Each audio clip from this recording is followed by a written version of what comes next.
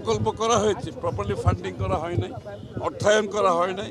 সেটা অর্থ মন্ত্রণালয় থেকে আমরা চেষ্টা করছি যে অংশটুকু বাকি আছে সেটা অর্থায়ন করে, যদি বা আমাদের সরকারি তহবিলের অবস্থা খুবই কঠিন এখন, আপনারা জানেন।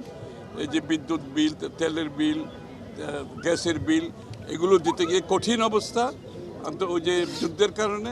এবং আমরা যেটা আগে পেয়েছি, বিগত সরকারগুলোকে এই লাইবিলিটিগুলো মোচন করতে হচ্ছে। তারপরও চট্টগ্রামের এই প্রকল্পকে প্রাধান্য দিয়ে এখানে আমরা অ্যালোকেশন দিচ্ছি, এবং এই অ্যালোকেশনের মাধ্যমে আমরা এই পুরো প্রকল্পটা সুষ্ঠু সমাধান করতে পারবো। প্রকল্পটার সমাধান না করলে চট্টগ্রামবাসী যে জলবদ্ধতা যে কষ্ট পাচ্ছে, এটা আমাদের হচ্ছে প্রাধান্য দিতে হচ্ছে এটাকে। এবং লুটপাটের হিসাব নিশ্চয়ই বের করা হবে, এই লুটপাটের সাথে কারা জড়িত সেটাও বের করা হবে, সেটা আরেকটা বিষয়।